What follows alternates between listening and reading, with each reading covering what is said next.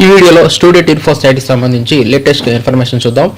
అదేంటంటే ముందుగా మనం స్టూడెంట్ ఇన్ఫో సైట్లోకి లాగిన్ అయిపోయిన తర్వాత మనకి ఇక్కడ సర్వీసెస్లో ఒక కొత్త ఆప్షన్ ఇవ్వడం జరిగింది, రీజన్స్ ఫర్ డ్రాప్అవుట్ స్టూడెంట్స్ అని చెప్పేసి. ముందుగా మనం ఈ రీజన్స్ ఫర్ డ్రాప్అవుట్ స్టూడెంట్స్ మీద క్లిక్ చేస్తే ఇక్కడ మన పాఠశాలలో అంటే ఈ స్టూడెంట్ ఇన్ఫో వెబ్సైట్లో డ్రాప్అవుట్లో ఉన్న విద్యార్థుల్ని డిలీట్ చేయడానికి ఇక్కడ మనకి స్పెషల్గా ఆప్షన్ అనేది ఇవ్వడం జరిగింది. ఇక్కడ చివరిలో యాక్షన్ వద్ద కీప్ ఇన్ చైల్డ్ ఇన్ఫో అని చెప్పి సెలెక్ట్ చేస్తే ఈ విద్యార్థి ఈ చైల్డ్ ఇన్ఫోలో అలాగే ఉంటారు. ఒకవేళ ఈ విద్యార్థిని టోటల్గా పర్మనెంట్గా అసలు ఈ చైల్డ్ ఇన్ఫోలో నుంచే రిమూవ్ చేయాలనుకుంటే మనకి రిమూవ్ ఆప్షన్ కూడా ఇవ్వడం జరిగింది. కాబట్టి డ్రాప్అవుట్లో ఉన్న విద్యార్థుల్ని రిమూవ్ చేయడానికి, పర్మనెంట్గా రిమూవ్ చేయడానికి ప్రస్తుతం స్టూడెంట్ ఇన్ఫో వెబ్సైట్లో పాఠశాల లాగిన్లో ఇవ్వటం జరిగింది. ఇప్పుడు ఈ ఆప్షన్ గురించి చూద్దాం. ముందుగా మనం ఒక విద్యార్థిని డ్రాప్అవుట్లో ఉంచితే ఈ స్టూడెంట్ ఇన్ఫో సైట్లో మనకి ఇక్కడ రీజన్స్ ఫర్ డ్రాప్అవుట్ స్టూడెంట్స్లోకి ఇక్కడ రావడం జరుగుతుంది.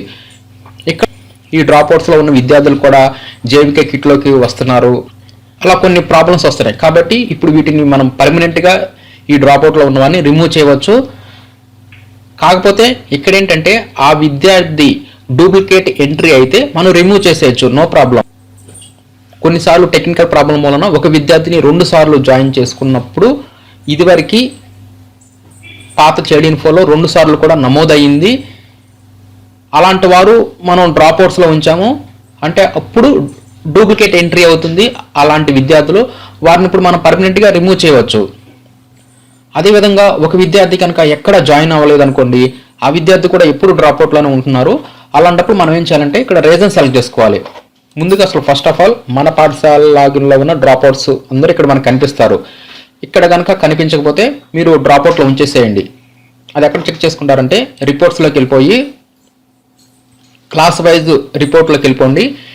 ఇక్కడ యాక్టివ్ విద్యార్థుల్ని సెలెక్ట్ చేసుకోండి. ఆ యాక్టివ్ విద్యార్థులు అందరూ మీ పాఠశాలలో ఉంటే అలాగే ఉంచేసేయండి. ఏ విద్యార్థి అయినా సరే మీ పాఠశాలలో సరిగా రాకుండా ఉంటే అప్పుడు ఆ విద్యార్థిని మీరు డ్రాప్అవుట్లో ఉంచేసేయండి. అలా డ్రాప్అవుట్లో ఉంచిన విద్యార్థులందరూ ఇక్కడ మనకు కనిపిస్తారు. ఇక్కడ మనం చేయాల్సింది ఏంటంటే ఈ విద్యార్థులు కనుక డూప్లికేట్ అయితే ఇప్పుడు రిమూవ్ చేయవచ్చు. ఇక్కడ రీజన్స్ ఏమేమి ఇచ్చారని చూద్దాం. ఇక్కడ ఆ విద్యార్థి ఎందుకు డ్రాప్అవుట్ అయ్యారనేది ఇచ్చారు. అంటే ఇక్కడ యాక్చువల్గా ఆ విద్యార్థి నిజంగానే పాఠశాలలో ఎక్కడ జాయిన్ కాకుండా ఉంటే అది యాక్చువల్ డ్రాప్అవుట్ అవుతుంది. అలా కాకుండా డూప్లికేట్ ఎంట్రీ అయితే అది వేరు. ఇప్పుడు అసలు రీజన్స్ ఏమి ఇచ్చారని చూద్దాం. పేరెంట్ ఇలిటరేట్ వలన డ్రాప్అవుట్ అయ్యారా, పూర్ లెర్నింగ్ వలన డ్రాప్అవుట్ అయ్యారా, నో ఫ్యామిలీ ఇన్కమ్మా, ఇర్రెగ్యులారిటీనా, ల్యాక్ ఆఫ్ ఇంట్రెస్టా, ఈ విధంగా హెల్త్ ఇష్యూసా, సీజనల్ మైగ్రేషనా, ట్రాన్స్పోర్ట్ ఇష్యూనా, డిజేబిలిటీనా, taking care of sibling or ఎల్డర్సా, లేదంటే రిలీజియస్ రెస్ట్రిక్షన్సా, issued with peers or teachers, poor quality of ఎండిఎమ్మా, ఆర్ఫానా, చైల్డ్ మ్యారేజ్ అయిందా, లేదంటే ఎక్స్పైర్డ్ అయిపోయారా, లేదంటే డూప్లికేట్ ఎంట్రీనా, లేదంటే వేర్ అబౌట్ నాట్ నోన్ అంటే ఎక్కడ ఉన్నారో మనకు తేలిన సందర్భం. ఈ విధంగా రీజన్ సెలెక్ట్ చేసుకోవాలి. కంపల్సరీగా ఇక్కడ రీజన్ సెలెక్ట్ చేసుకోవాలి. ఒకవేళ అది డూప్లికేట్ ఎంట్రీ అనుకోండి, డూప్లికేట్ ఎంట్రీ అని చెప్పి సెలెక్ట్ చేసుకోండి. చైల్డ్ మ్యారేజ్ అయిందనుకోండి, ఆ విద్యార్థికి చైల్డ్ మ్యారేజ్ సెలెక్ట్ చేసుకోండి. చనిపోతే ఎక్స్పైర్డ్ సెలెక్ట్ చేసుకోండి. ఈ విధంగా కరెక్ట్గా ఆ రీజన్ని సెలెక్ట్ చేసుకోవాలి. నెక్స్ట్ ఇక్కడ కీప్ ఇన్ చైల్డ్ ఇన్ఫో అని చెప్పి సెలెక్ట్ చేస్తే ఆ విద్యార్థి ఇంకా చైల్డ్ ఇన్ఫోలో అలాగే ఉంటారు. మీ లాగిన్లో కూడా అలాగే ఉంటుంది, డ్రాప్అవుట్లోనే ఉంటుంది.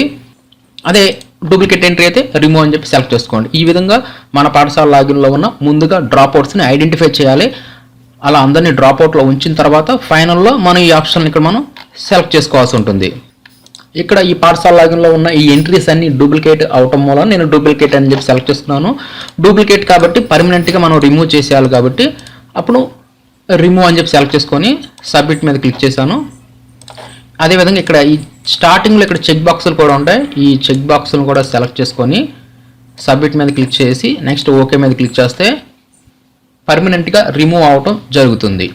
ఈ విధంగా మన స్కూల్ లాగిన్లో ఈ విధంగా రీజన్స్ ఫర్ డ్రాప్అవుట్ స్టూడెంట్స్లో మనం రీజన్స్ సెలెక్ట్ చేసి సబ్మిట్ చేసిన తర్వాత ఇవి వెంటనే డిలీట్ అవ్వవు. ముందుగా మన వద్ద నుంచి సమాచారం అడుగుతున్నారు. ఈ విధంగా అన్ని పాఠశాలల వారు ఈ సమాచారం సబ్మిట్ చేసిన తర్వాత ఒకేసారి ఈ డ్రాప్అవుట్స్లో ఉన్న విద్యార్థులన్నీ రిమూవ్ అయ్యే అవకాశాలు ఉన్నాయి. కాబట్టి ముందుగా డ్రాప్ అవుట్ ఎందుకు అయ్యారు అనేది మనం రీజన్ సెలెక్ట్ చేసుకోవాలి. షేడ్ ఇన్ఫోలో ఉంచాలా తీసేయాలా అనేది మనం సెలెక్ట్ చేసి సబ్మిట్ చేయాల్సి ఉంటుంది.